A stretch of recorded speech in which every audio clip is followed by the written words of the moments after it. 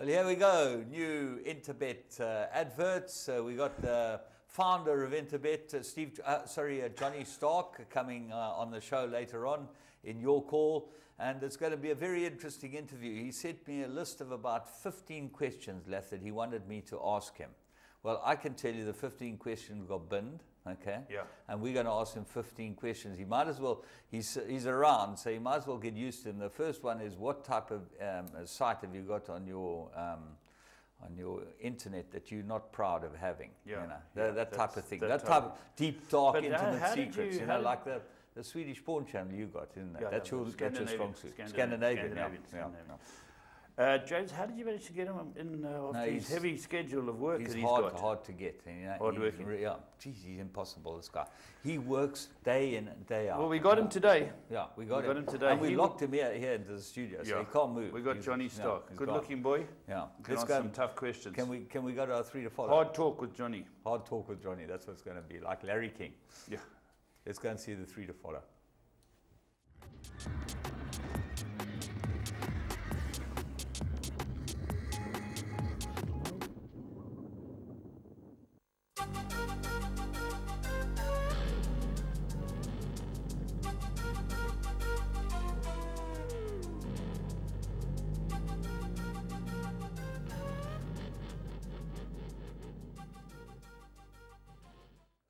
Well, National Yearling Sales round the corner, but if we're going to kick into a couple of the horses that we think that you should follow, and we're going to the first one. We're going to Scottsville.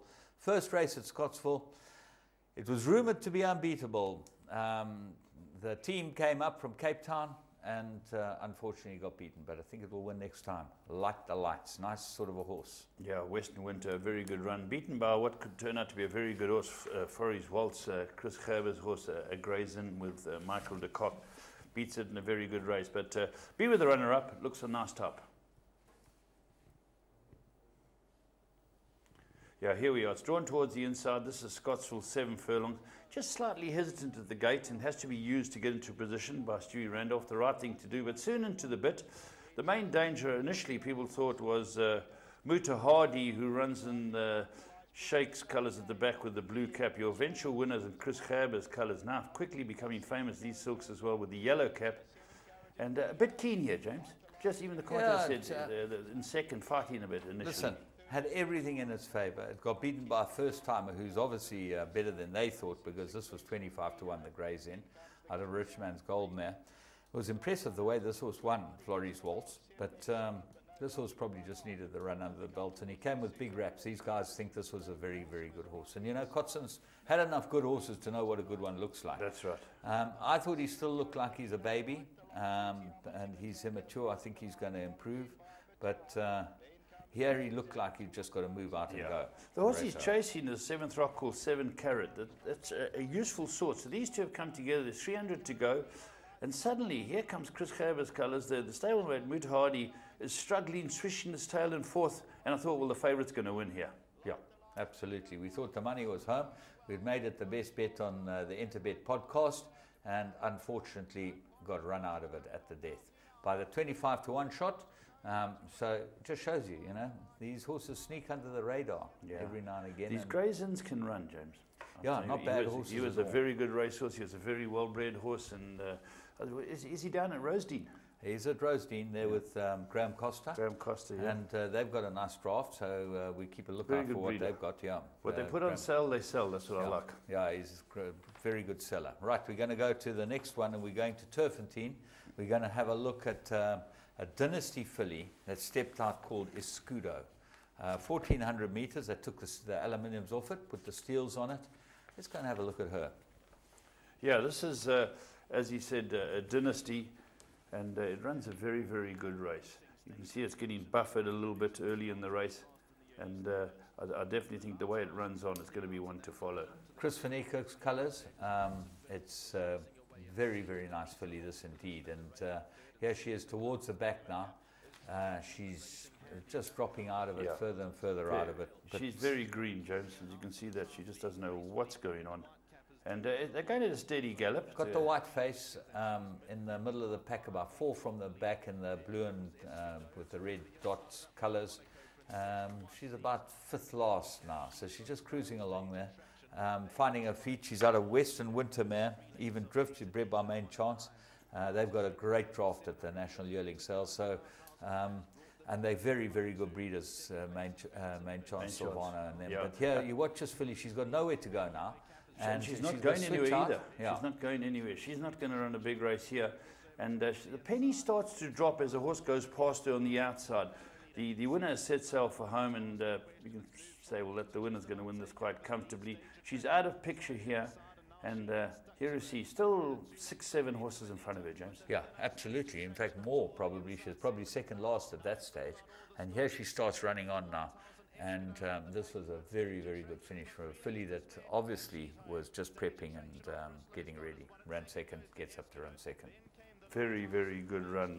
And it ran beyond stage attraction, who wins a good race there. What is Escudo? Is it a currency or something? Yeah, Escudo used to be the Argentinian or Spanish currency, Portuguese currency. Yeah, I think it, Paulo. Paulo's got it. He's still got the original ones back in his safe. He hasn't spent an Escudo that he first earned. No, Escudo is normally a one vehicle. Of those, yeah. Is it still one of those? I think they're all taken over by the European Union. The Maastricht Treaty. You know, the Marks went, the Franks went, the Escudos went. Yeah, and that did Europe a lot of good, didn't it? Well, they're strong enough today. Yeah. Strong enough today, the Euro.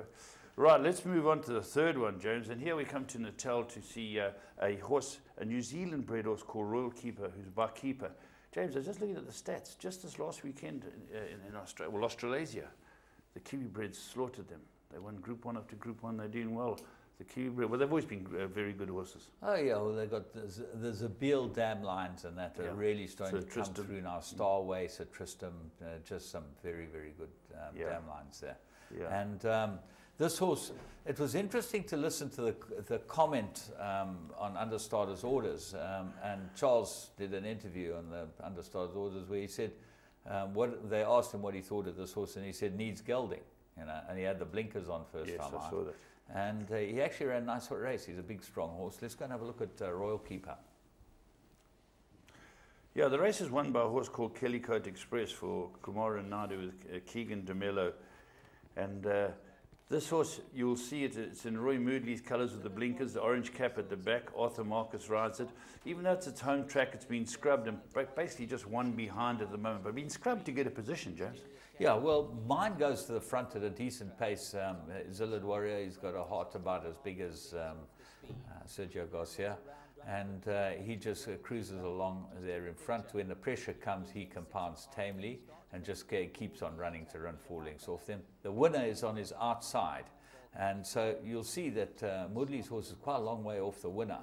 And this Keeper horse, Royal Keeper. The winner's in the cheek pieces on the outside of my horse that's sweating. What do you call it? Sweating like a rapist? No, it's washed out. Yeah, it's washed out from sweat. Yeah. Here's getting. Now, Arthur gives it a smack early, if you notice that. He's in second last, going nowhere. Big horse, this New Zealand horse, who patently wants a bit of a trip. And you wouldn't think he's going to run second here. But Arthur keeps at him, being the professional that he is. He's gone from third last to last. Well, lucky it didn't have Kevin Shea on it, because I can tell you that would have been... Probably might have won. Sherzy's red hot. Sherzy's a great rider. Yeah. And here, Arthur's not finding much room, but the winner's at home and gone. And look at it. Here it picks it up. The penny, as we like to say, really good run, this. Yeah, very nice run. Watch this over ground. The New Zealand horse ran in snatches, got ridden hard all the way, and it's called Royal Keeper, owned by Roy Moodley, a big owner in the game down here, and it's his New Zealand horse. Right. Well, that's a pretty good bunch of horses to follow, and we got some interesting stories later on in current affairs, and some of them are around yearling sales. We find some very interesting stories. Thoroughbred breeders are holding their yearling sale, as you now know, at the end of the month. Get yourself organised to get up there. There's some nice horses there. It's by Silvano from National Vixen, South African bred.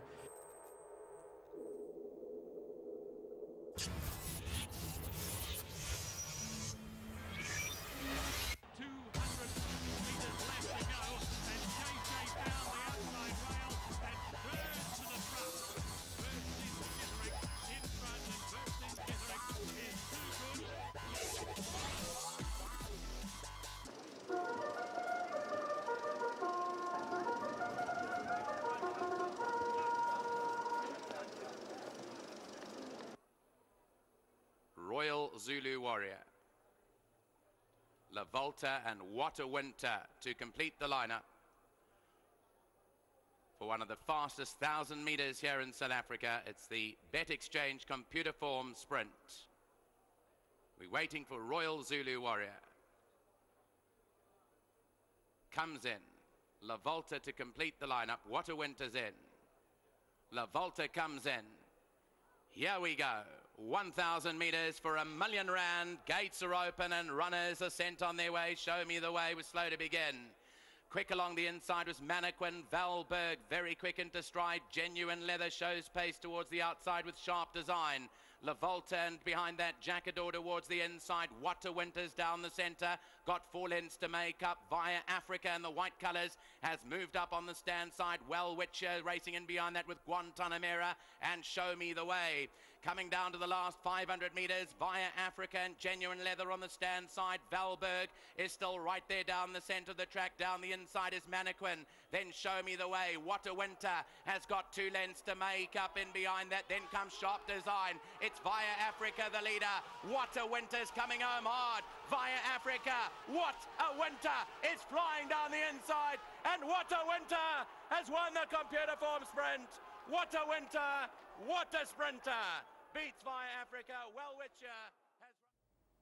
Well, What a Sprinter is right, and he's standing at stud in the Cape, and I sent a mare to him. I think he's a fantastic well-bred horse. Very Guy Shirtliff's colours, Zimmer Marsh, and I think Bryn Wrestle learned this. Mark Bass. What a racehorse. Yeah, absolutely. When you watch this race going through the 200, there's absolutely no way that he can win it. Yeah. He forces a way through a gap. He shows guts, courage that you want in a racehorse. He's a beautiful looking horse, beautifully bred, and I will be really dumbstruck if he doesn't make a stallion. Yeah, me too. Concur. I think he has to make it a stallion. What a Winter. What a horse. He had pedigree, he had looks, he had ability, and he's at stud. Yeah.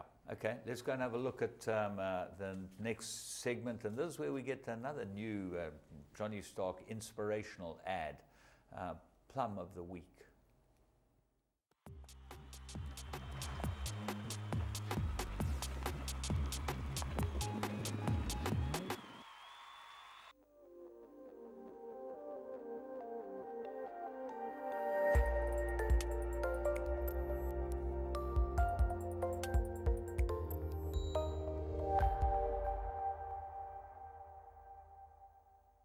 Cotswold, Normans towards the outside. Boldvar and Schiffer coming to the 300-meter marker. Boldvar by 3 parts of a length. Schiffer's on the stand side. Mighty Var looks to come forward. Boldvar digs in the last 100. Schiffer's now flat out on the outside, and Schiffer's now coming home hard the last 100. Normans is also running on well, but Schiffer's got the class, puts her hooves in the right places and takes the money. Boldvar second, Normans. Divine Jet only gets... Well, there you are. If you wanted to have a strike on Interbet, you could have got 3-1 or better on this filly. She looked like an absolute blinder. The talk on the racecourse was that she would win, and she dawdled in. You know, one just got to have a look now. She's 4 for 4 at the course. She's a flying machine. She beat Via Africa when she debuted. They both debuted. Via Africa's gone on to be, or Via Africa gone on to be a superstar. She's very good. If she doesn't have any more problems, she could go on to pick up a good few races. And nice to see the owners will the Whites coming to town, Jake and Lindy coming. Yeah. Wonderful that they were there. The other 2 girls didn't make it, but this is very good. Good interview was with Jake after the race about you know, what's going on, and the news about Patrick Lambie, because you know Patrick Lambie is a darling of Durban. Yeah. And you know, he's a very old grandson of one of the racing moguls here in this town. Right, yeah. You know. No, I agree. But Jake was wonderful to talk to him. He knows his subject. He's passionate, and he's won a World Cup. But you know, it is interesting going back to Schiffer. She's very, very well named, because you know Claudia Schiffer. She's obviously named after, and you know the Jockey Club and HRA give you the problems about some names, and other names they don't get through and whatever. But she's named after a model, a supermodel. And she looks like a super racehorse. She's a supermodel. So when she was born, you know, when Pippa Mickelbrom decided to name her, or whatever, the Tabras, whoever named her, they must have said, geez, this is a beautiful filly, we'll call her after her. You know, absolutely. Well, the first 3 home were by VAR. Yeah. Their resident stallion. It's a sensational stallion. I met Lindy's two boys. They came to Dubai with Phil Giorgio's group. Two wonderful, wonderful lads. Two good-looking boys. The girls are going to be queuing up. They must have been queuing up in Yeah, Dubai. but they got brains, you know. Yeah. The one had been to Harvard. So these are bright boys. No, wonderful. So the dynasty carries on. Fantastic and wonderful win. And as I said, if you weren't into bet, you could have got 3-1 or better on this one. Let's go and have a look at what we've got in current affairs. Do you want to get the best odds on horse racing and sporting events? For every bet requested, we review all the bookmakers and select the one with the best odds. As a result, you always get the best odds. Interbet offers tote betting, fixed odd multiples, and betting with your mobile phone. To get started, all you need to do is register by filling in your personal information. Log into your account and start wagering.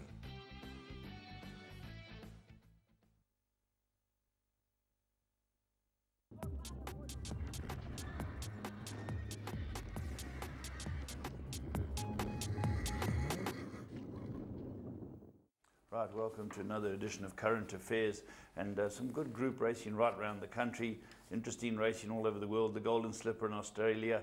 We've had the big race at Aintree, the Grand National.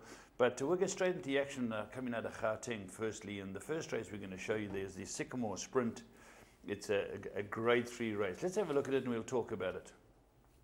Passion, the red sleeves and striped cap. She's now recovered to race a couple of lengths behind the leader. Choir Maiden directly behind in the green cap. Kinematic Countess in the yellow is at her inside. Then Pascal Moon on the grandstand side. Virgo's Babe in the green. Sarasota's under a ride. Extreme inside. Then we find Dolomiti in the white body and Sagan. Those two race together. King's V and Extra Zero need to come from last as they went past the 400. Mary Stewart is the leader by a length. Second place now is Samba Serenade. Virgo's Babe on the grandstand side begins to emerge. Fanzine is alive as well. Then She's a Stunner. Kinematic Countess in the middle is also beginning to unwind, but Virgo's Babe on the grandstand side is the leader. Choir Maiden's also getting into it. Kinematic Countess in the middle. Virgo's Babe, Kinematic Countess, though finishes better. Kinematic Countess won it. Second is a photo between Mary Stewart and Virgo's Babe. Then came Choir Maiden. Yeah, a very good race, a very good win. And Count Dubois again. Count Dubois has been a solid stallion, James. Yeah, Pierre de Toy bred it out of that very good man, National Navigator. I think she was with Doug Campbell, wasn't she? I think she was, yes. Very good. This is a good horse, and well done to Roy Magna, another very good trainer who produces the goods all the time. And good to see Choir Maiden ran on very nicely, the Natal horse. Ran extremely well. Now, this mare, Kinematic Countess, must have been purchased by Main Chance Farms. She's owned by Main Chance Farms. They must have wanted her for their breeding operation. And she's done them proud by going and winning herself a little grade 3 on the way up. She's a 7-time winner already, so she's pretty damn good, Kinematic Countess. The cheap purchase, Virgo's Babe, continues her 2-year form through. She's been a good filly. Amazing. She's been amazing filly, Virgo's Babe. She's really good. And we're going to go to the next one. The Senor Santa, I think it is. Senor Santa, is that yeah, the let next me just check my list. Let's have Senor a look. We've got Santa, them in some type of order here. We got the order. Yeah. And interesting race again. Let's go and have a look at it. This is a Group 2 race. With a sweatband on a brow, that's racing about 5 lengths off them as well. Here comes Billy, is at her inside, and Mythical Palace is the trailer. They into the final 600 metres, and Happy Forever has gone on by half a length. Second place, Chickilly, and Skizzle is at his outside. Then 3 lengths away to Linkman. Well, Witcher now needs to get into it. She's about 4 lengths off the leader. Further back to Rodeo Dandy, but Happy Forever is the leader, a length and a half. Skizzle's in second. Chickilly needs to switch on. He's now dropping back, while Witcher has got about 3 to make up, but Happy Forever still goes on the lead by a couple of lengths in the Senor Santa. Second place now Chickilly, then comes Skizzle, but Happy Forever keeps them all at bay, and a big win for Happy Forever. Second goes the way of Here Comes Billy, then came Chickilly, and fourth is a photo between Witcher and Skizzle. Well, there we go. Well done to Joey Ramsey. He had great success just over a week ago in Dubai. And he's done it again here. Brought another VAR into town. So Joey's, the VARs have done Joey proud. Happy Forever. Good ride by Arthur Marcus and a good win. Well, he beat the horse that won the Merchants. Here Comes Billy. And on top of that, he's owned by that very good jockey in Cape Town. Andrew Fortune owns a share in this horse. Yeah, Andrew Fortune. It must have been a cheap horse. Well, I think it was 55,000. 555,000. I don't know, whatever it was. You know, Andy Pandy and Jay Ramsden, they own a share in this horse. What is interesting, if you look back at his form, in his last 11 runs, Andrew's ridden it once, so he's got chocked off immediately after he won on it. They obviously said he's not good enough. They've got Hat, Baylorfeld, McGoodwood, Delpesh, Hat, Chain, and now Marcus. So, you know, they've had the whole full... Who's Chain? Chain, Greg Chain. Oh, is that how you pronounce it? Greg Sheen. Chain. Yeah.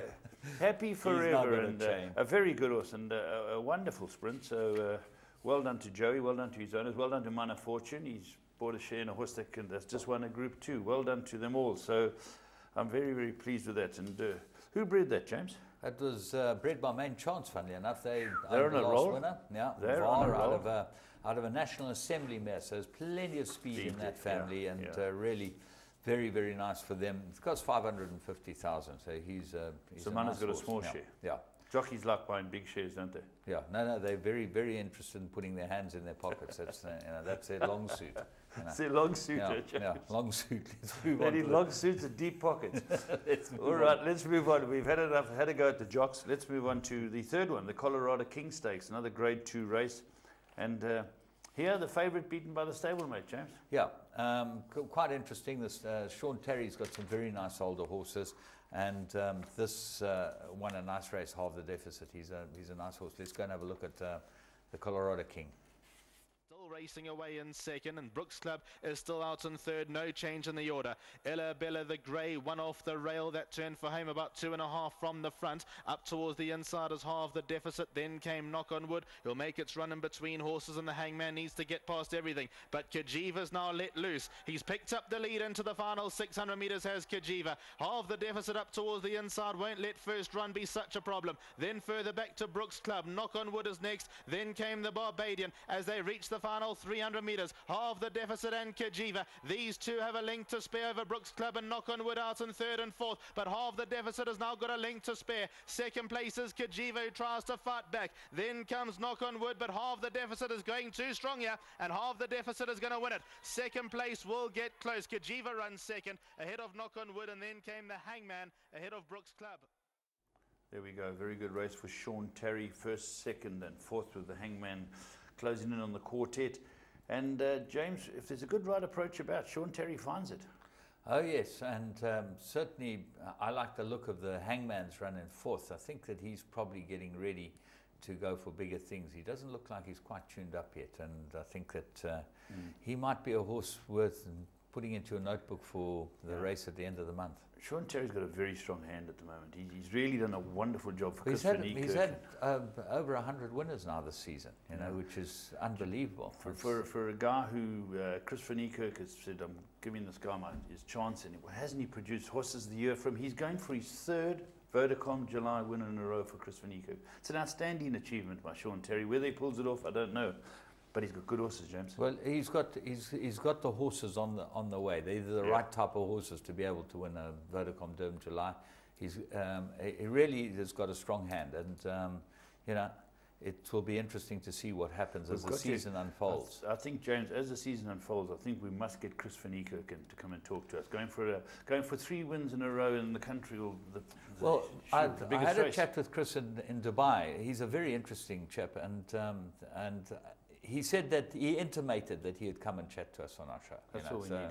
I've also been on his case. We've got difficult guys like Johnny Stark to come on the show, so you know, we should be able to cruise with Chris. See, with Chris it'll be easy talk. With Johnny it'll be hard talk. So there's a big difference. But you've got the hard talk today. I'll have the easy talk. You take a step back, okay? Right, those were the 3 features, and well done to everyone concerned. And Half the Deficit was bred by Drakenstein. Well done to them as well.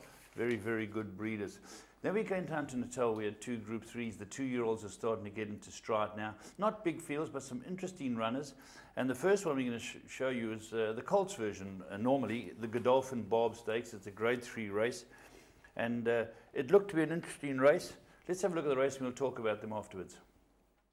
200-meter marker. Punk Rocker looks to come forward. The Pink Silks of National King is just stalking him, 2 lengths to make up. Nisa's Machine to the stand side. Still Beckerdorf being sat on. Punk Rocker now looks to apply the pressure. National King to the stand side. Beckerdorf looks to find more. Punk Rocker's on the inside trying to make a race of it. Beckerdorf and Punk Rocker the last 100. Beckerdorf just towards the outside. Punk Rocker's on the inside in a titanic struggle. Punk Rocker comes right back. Punk Rocker and Beckerdorf. Punk Rocker pulls it out the fire from Beckerdorf. Nisa's Machine behind these. National King. These 2 runners were close together. What a race. Top riders locked horns. 2 very good horses who've met twice now, and twice it's gone to Punk Rocker. A lot of people thought the runner-up would turn it around after the greenness of the runner-up Beckerdorf. And a great race, James. A superb race. Beckerdorf last time came from behind Punk Rocker to get up to him and then get beaten, and we thought, well, he'd probably improve.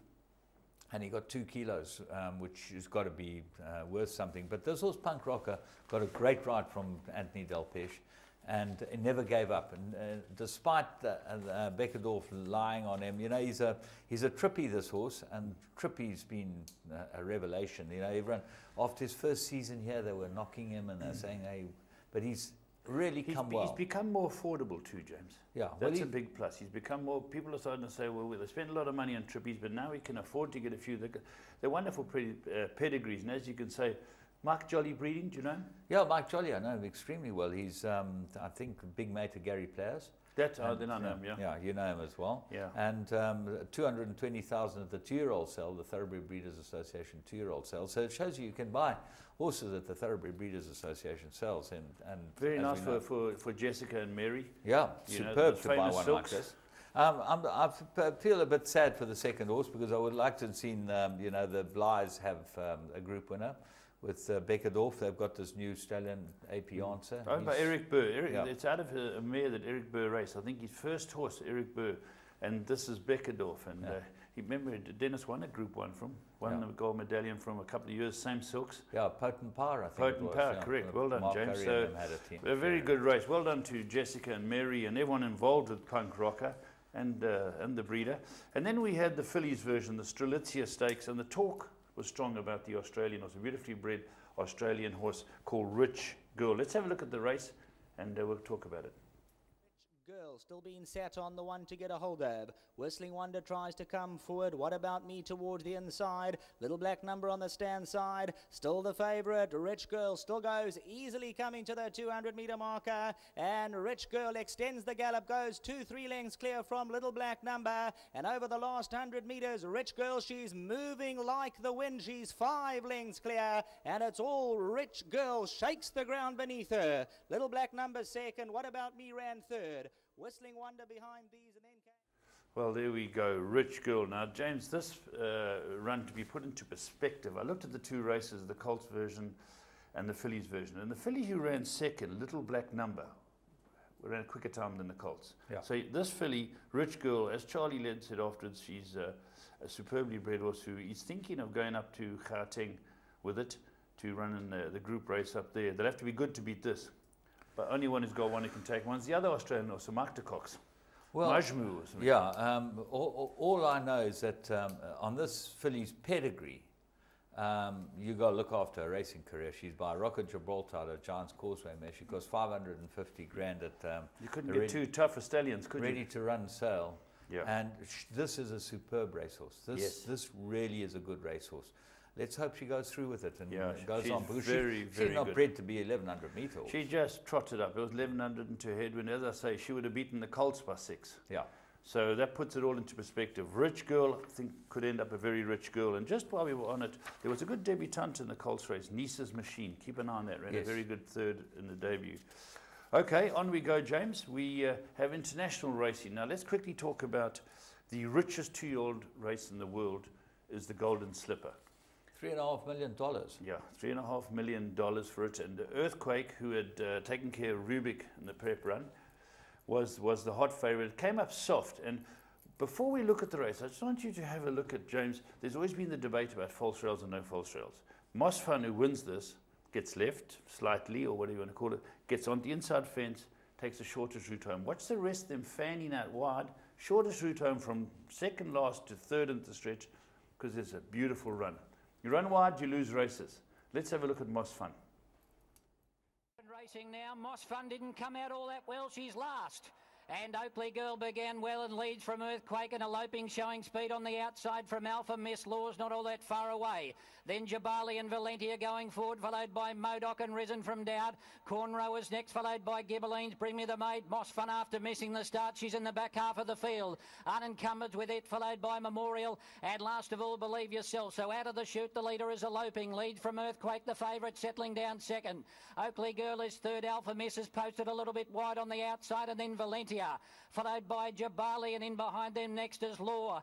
Gibberlines is saving ground, one off the fence. Moss Fun saved a lot of ground up on the rails. She's picking up many lengths there, and wider out on the track as they turn was Cornrow into the straight now, and Eloping is in front with Earthquake moving up on the outside. Oakley Girl, Moss Fun down on the rail, and further back Jabali and then Gibberlines, but Earthquake in the centre of the track, and Moss Fun have hit the lead together, and then came Eloping, but it's Earthquake out in the middle. She's taken the lead clearly. Moss Fun is next, and down the outside Memorial's running on. Moss Fun's kicking back on the inside. Earthquake's dying in a run, and Moss Fun right along the rail has won it from Earthquake.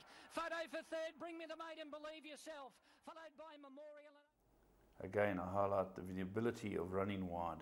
When you run wide, you get beat. Wonderful ride by this New Zealand rider. He rode it for the Hawks, and he gave it a peach of a ride after things went wrong. Earthquake's now going to have a break, and so's the winner. Good horses, James.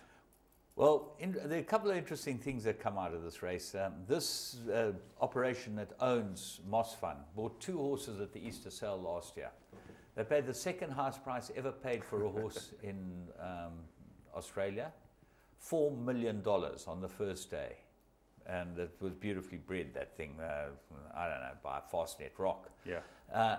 They then went to the second day and paid $85,000, which is about a fifth of the price of the first one, and bought 50th of the price of the first one, okay? Yeah. And bought this filly, Moss Fun. Yeah. So it shows you this is the dream factory. Yeah, you never know. You they never go and know. pay $4 million, which is the one they're going to win the Magic Millions with, the slipper with. This is the $4 million one. They come with an 85 grand and winner. And by Mossman. Mossman. We know what Mossman's done in this country. Tony had a very good horse by Mossman, wasn't he? Yeah, well, Roy Moodley owns him. You know, what a very, very, very good horse. And this horse was ridden by James McDonald. He is the Kiwi guy who took the run up the inside. And the other Mossman here is Royal Zulu Warrior. We saw it win a big race and up in Gauteng. James, other races to talk about, and one just this finish with Chad Schofield ran third on Bring Me the Maid. Is that a South African horse? It might be owned by very good. Might be owned. I think it's German owned. Farmer. Yeah. James, keep it tidy. Okay. And third, well done to Chad Schofield. We want to make a cup of tea. Yeah, correct. That's what it's all okay, about, while James goes off on a tangent, I think he's just building up for Johnny Stark interview. Let's go on to another massive race in the day, which was the Grand National. Now, before we talk about the Grand National itself, James, huge controversies reared its head because the starter, who I think is culpable, has blotted his copybook again. It's always been a race which, because you've got 40 runners and you've got a tape, has blotted his copybook. Anyway, they were called in afterwards because they didn't give a damn what the starter said. And one horse refused to jump. It refused to move. And that was Brendan Powell and a horse called Battle Group. So he was out of the argument. The other 39 were told, you've got to come in. We're going to give you a 2-day suspension over Easter. Group 1 day. McCoy and his partner was Davy Russell. They were the 2 spokesmen for 39 jockeys. So we're not even going into the inquiry room. We're not accepting your decision. So they're looking, the BHA are looking to make it bigger or to stand by their decision with this Group 1 racing that weekend. The other jockeys have now said, if you're going to ban 39 of them, none of us are going to race. So England will have no racing for 2 days. So it's a huge turmoil over the start of this race. Okay, well, let's look at the facts, okay? This has happened before in the Grand National. The starter is completely at fault, in my opinion, okay? Yes. You've got 40 horses. They've got to go 4.5 miles and jump 26 fences. Doesn't matter if a couple of them are not in the line, and especially a horse that has a history of not starting. He will not jump that horse, okay? He won't go in with them. Let them go. You've got 40 guys trying to win the biggest jump race in England. They move up to they all moved up in a line. Yeah. If a horse is a length behind or 2 lengths, what difference does it make over 2.5 miles, or 4.5 miles? Yeah. It makes absolutely no difference. I know. You know, let them go. But he wants to make himself a deal like a lot of officials and stand up and say, I'm in charge here and you do what I'm told. It's absolute nonsense. These guys are professional riders. They're all in there. They know what they're in for. If they're not in position when he calls them up, bad luck. So it'll be interesting to follow what happens, James. But you do know the trainer. I would think that the BHA will step down and maybe give them a fine of some sort, you know, which they probably won't pay anyway, because it is totally ridiculous. Yeah, ridiculous. You know, the jockey. It doesn't do the game any good to the television audience, which was down, unfortunately, because we never saw it here. That's why it was down. No doubt. Yeah, That's right. Yeah. James, you do know something about the trainer. I don't know Dr. Richard Newland, but the horse who ran it, Pinot de Raux, named after a wine or something, was ridden by Leighton Aspel. Well, Leighton Aspel basically came out of retirement to ride this horse. And the trainer is a guy who's been a lifelong racing fan, but he's a doctor. And he decided to train a few horses a couple of years ago. And he's had quite some success with his old buddy who's been in racing with him for 20 years.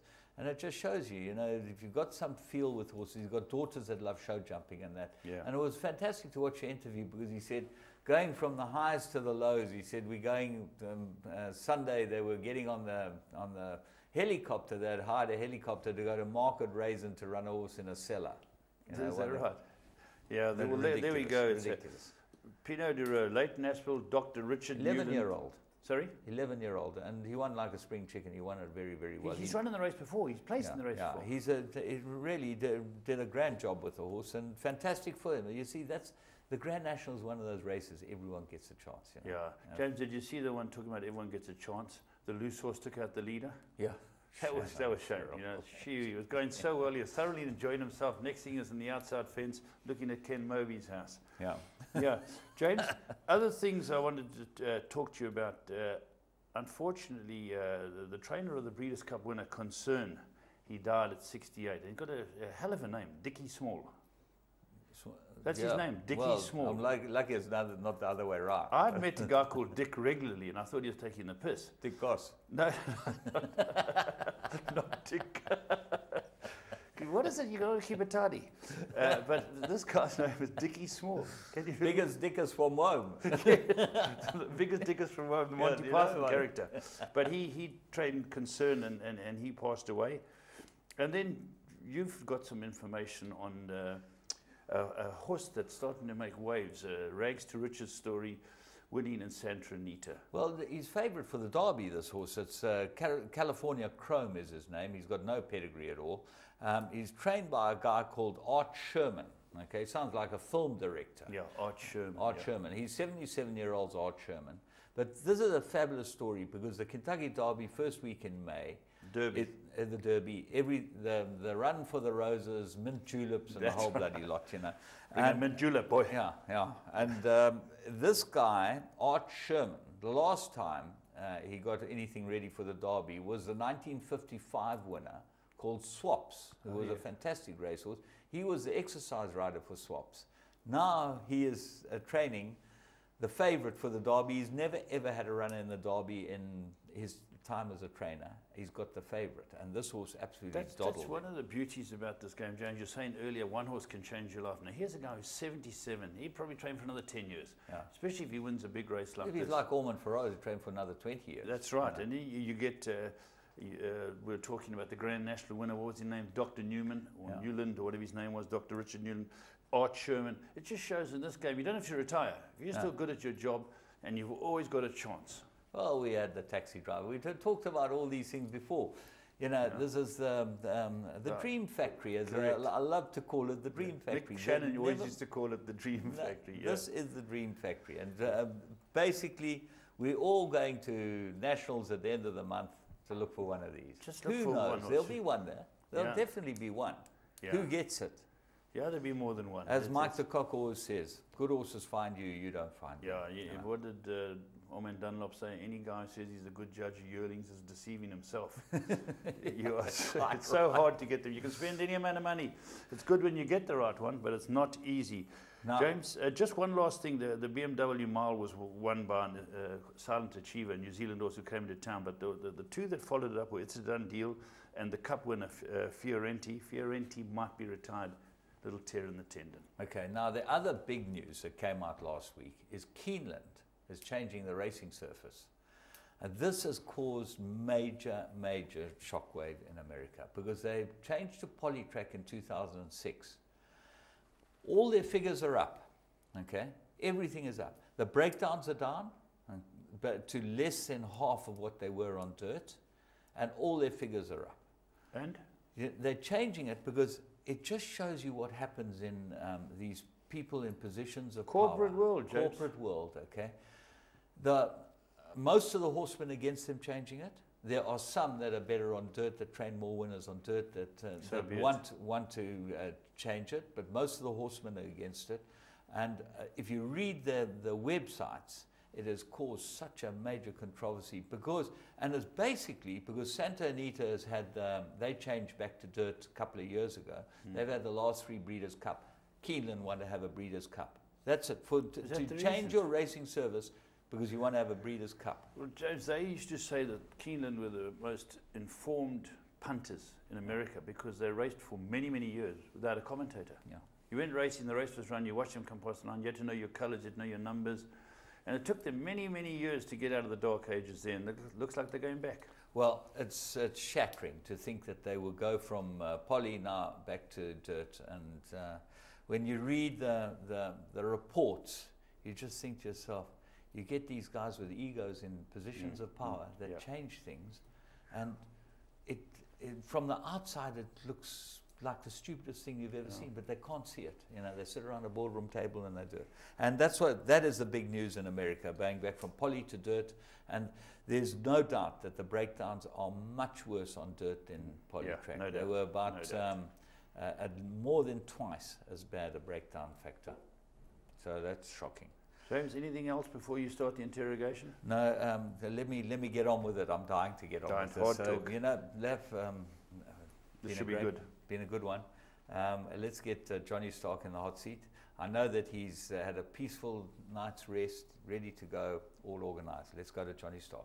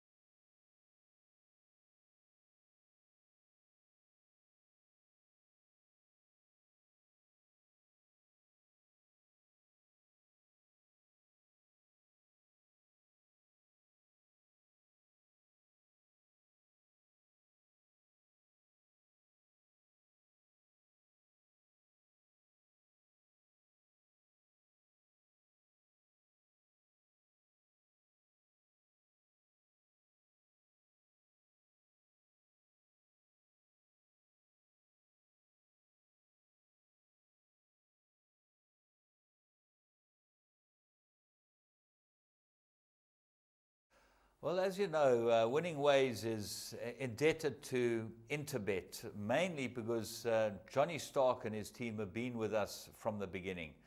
We did some fantastic adverts. We had the monkey adverts, which were unbelievable, but the best advert we ever had was Laff and I with their Moby site. And it's hard to get Johnny into the studio because, as you know, we keep telling him he's one of the hardest working guys around. Gary Pierre and Barry will vouch for that. And Johnny, great to have you here. Thanks, James. I love coming on the show. I know you do. It's real stimulating for you to be able to get out of the environment that you're normally in, because there's a couple of those people that you have to work with. Can't be easy. No, in fact, quite the contrary. I've got a great team I work with. But I do love coming on the show anyway. Well, from the days of Johnny Stretch Stark, you've come a long way. Yeah, well, those were the days when I was a bookie. But since then, since 2000, we've been involved in Interbet, and that's been my focus. So being a bookie is no longer the thing, but one of the things about Interbet is that you always get great odds. So I suppose the stretch is still available for the guys out there. Was that the reasoning behind starting this whole company? The reasoning behind it was bookmakers started splitting up and moving out of Tattersalls. And I was one of them. And I wanted to know that when I got on the phone, and I phoned the bookies, or I phoned the Tattersalls in Joburg or Durban, that I was going to get the best odds. And invariably you wouldn't. And what we needed was a system where we could look online and see the market. You could see what the odds were, you could see the volume and the available amounts, and you could get involved and you could bet, and you could quote your customers with confidence. What are the prices? And that's why we built the system, so that the bookies would have a true market and a free trading system that they could use.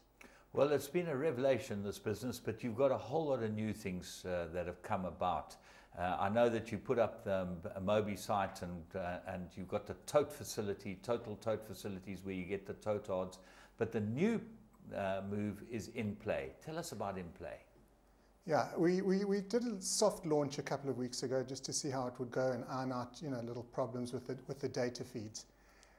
In Play is, in Europe, especially, it's the big thing. It's what everybody wants to do. They want to bet live in play. You get it's so much more fun, and it's exciting, and you can change your position, and halfway through the game you can have another bet and reverse out of a position and have another bet on the opposite team, or you can watch how the game's going and you can see, oh, well, maybe I made a mistake here. Let me get out of it and back the other team. So that's where people are betting nowadays. That's where most people are following football, mainly football, but we've put soccer and tennis and rugby all into our in-play zone. And you've kept the stake very low so that people can just feel their way through it. Yeah, what we've done is we've introduced a R2 minimum bet. So the idea is that, you know, you can have 20 bets, some will win, some will lose, and maybe the worst case scenario is you drop 10 or 20 rand learning to get to know how it all works. It's great fun. Next time you'll win possibly, but there is no expensive school fees, as they call them. You know, you get to learn the game. You get to learn how to play it easily and quickly, and it's very user-friendly. Interbet is a household name, but there's still people out there that don't really understand how to get onto Interbet, and it's pretty simple. Yeah, look, to join is simple. You go to the website, or you can do it on your phone, and you register and you sign up. The fixed odds betting side is where the punter comes in and he's betting in the marketplace. He's betting against the bookmakers, he's betting with the high rollers. It's where the smart players bet. And they bet there because they get great odds. Sometimes it can be a bit confusing or tricky, but we are introducing things to make it easier for them, like the in-play zone, like tote betting, like simple sports betting products. Moby was a big launch for you, and that means that anyone can bet on their cell phones. Yeah, we've put everything that's available on the computer is available to you on your phone, as long as it's a smartphone. But you can watch the races, you can bet on the tote, you can bet on fixed odds, you can bet on in-play. That will be actually available from tomorrow. So actually you can do everything that you can do on your computer on your phone. Johnny, there's been, you know, with the big shake-up at Teletrack and lack of international racing, how have you guys alleviated that problem? Well, what we've done is we were fortunate to get the feed, the international stream. So our customers can watch the overseas racing on their phone and on their PC. So there is a 2-minute delay, but you can see the race and you can watch the whole channel live, well, almost live. So you can bet and you can watch the race. Not quite the same as having it on TV, but it's a good second. You were the first guys to put up the local TV on your site, and where you could watch the race locally. Is that still in force? Yeah, it's actually been it's been suspended for a few days because of the spat that's going on between the bookmakers and Teletrack. They're concerned that the bookmakers who haven't signed up for the Teletrack channel are pirating the picture. So while they're conducting an investigation, they're not giving us the local picture, but I'm sure we'll have it back in a few days. So it's just a temporary suspension, but we do still offer it. We offer it on the phone, we offer it on the PC. Johnny, we're just going to take a break quickly, just go and have a look at what's won from Magic Millions, and we'll be back with Johnny. German Lady, that there's a big winner. Charles Laird trains this one. Won a very, very good race last week. But we're going to move on and come back to Johnny. Johnny, other things that really make Interbet the place to bet? Well, we think we've got the full package. We believe that our odds are great. We believe that you can see the racing, bet on the racing, tote betting. And what we've just started to do is, we've just, as an experiment, we've just taken over a suite at Greyville for our regular customers if they want to come and really experience racing at the track. We've got a fabulous box. It's beautifully decorated. We supply food and drink for our regulars. So that's one of the things we're doing at the moment. So, okay, I'm an Interbet customer. How do I come to the box? You know, how do I work it out? Well, the best way is just to contact us, and if we've got space, we'll arrange it for you. Otherwise, we'll arrange for you to come on a meeting when, you know, the following meeting or the one after. Why Greyville? Well, I'm a bit biased, James. I grew up in Durban. To me, Greyville is the heart of racing. But we managed to get the most unbelievable suite. It's got the most beautiful location. You can see a fantastic view all the way down the straight, and it's a big one. So we thought we would start here. What's it, 3A or 4A or 1A or something? 5B. 5B. Yeah. I knew I'd get it right. Well, you didn't. If I went through the whole alphabet, I'd get it right. Yeah. So as an Interbet customer, you just ring your customer services? Yes, just contact us at support@interbet.co.za, and we'll schedule a visit or two. So Greyville Racing's round the corner. Apparently 25th of April we're going to be racing here. That's going to be our first meeting. And Interbet clients love to come across. Yeah, we'd love them just to contact us. We'll invite a few as well, but if you don't hear from us, just contact us. You know, we want you to come and enjoy racing with us. There's the poly racing that will be starting in a few months, so there'll be a lot of racing at Greyville. Yeah, there's still people out there that don't understand your product and your company. And give us just a brief synopsis just to finish off as to how this whole thing works in simple terms. I know you say it's bookmakers and betting and that people can get on how they like and where they like, but why does it work for anyone that's in racing? Anyone that owns betting, wants to have a bet, should be on Interbet. Okay, so it works for anybody who's got a computer, who's got an internet connection, or a telephone, which is virtually everybody nowadays. So it gives you the convenience of betting from home or on the move. That's the first thing.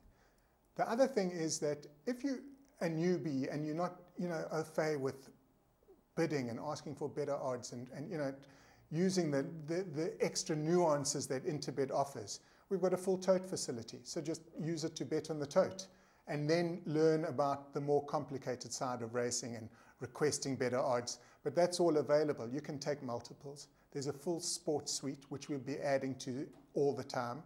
And there's all the in-play racing. Plus you can bet on the lotto numbers if you want to do that. Interesting about multiples, you have a facility on your multiples where you give them an extra percentage, because the multiples are taken at the bookmaker's price, which is the left-hand column, okay, yes, and not the Interbet price, which is the right-hand column. But you do give this extra. Yeah, well, what we do is we pay out a bonus on if you take a double, or we get an even larger bonus if you take a treble or more. And the idea is to compensate for the fact that you're not getting the best Interbet prices that are available for the on the win markets. So to say, well, continue to take your multiples with us. We'll give you the regular odds, the odds that are available in the market, plus we'll pay out a bonus on top of that just to keep you coming back to us. Interesting, you do places as well. So there's a full range. There's not a bet that you can't have on Interbet. Yeah. That's what we're trying to offer, and we're adding to it more. We have what we're adding to our next phase. We'll be adding to a larger sports offering. So that's where our development focus is at the moment. More sport, more different sports, and more markets within each sport and within each event. You advertised for a long time on Teletrack. How did that go? Yeah, look, it's given us great brand awareness. People know the product. As you say, a lot of people don't quite understand what we're doing, and we're focusing on that, trying to make it more user-friendly. But Teletrack has been good to us. You know, it's got our brand out there, it's got our name out there. Unfortunately, you know, with the overseas racing not there, I think we're losing a few viewers, and I think a few home viewers are missing out a little. But you know, what can you do? But they can always watch it on your. They can watch the live stream. Yeah, of the course live they can. streaming, which is fantastic. Yeah, they can watch the live streaming. So we believe that at least they can follow the overseas racing, and they can do it with us. Well, Johnny, you know, you guys have been fantastic for us, as I said at the beginning, and we wish you all the success. Is there anything you'd like to say to your team out there? You know, just you know, give them a pat on the back. I know there are a couple of guys that don't work nearly as hard as you, but they're amazing. We've got the most unbelievable team. I've got the most brilliant partners in Cape Town, and you know, I'm just so grateful to be part of this team.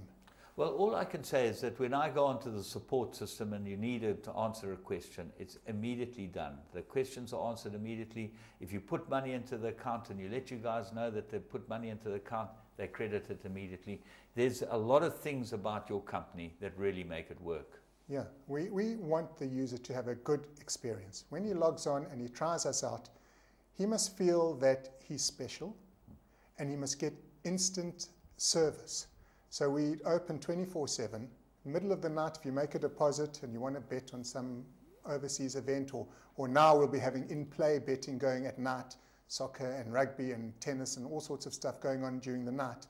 And if you want to fund your account, there'll be somebody there to update your balance whenever, 24/7. So those are the types of things we do, and we've got a terrific team who support you overnight as well. You know, they may not know all the details, and they may not have supervisor qualification, but they can answer most questions and make sure that you know that you do get the service you need. Well, Johnny, long may you guys prosper. You've been absolutely fantastic for the racing industry, for the sports betting industry, and Interbet's the only place to be. Thank you for joining us. Thanks, James. Thanks for having me on again. Johnny Stark, well, there, as you can see, this is the most user-friendly betting business that you can get involved in. They've circumvented all the problems that might have occurred to most people with all these new changes, and they are still the only site to bet with. Thanks to Interbet for supporting Winning Ways. Thanks to all of you for watching Winning Ways, and next week we'll be back with more.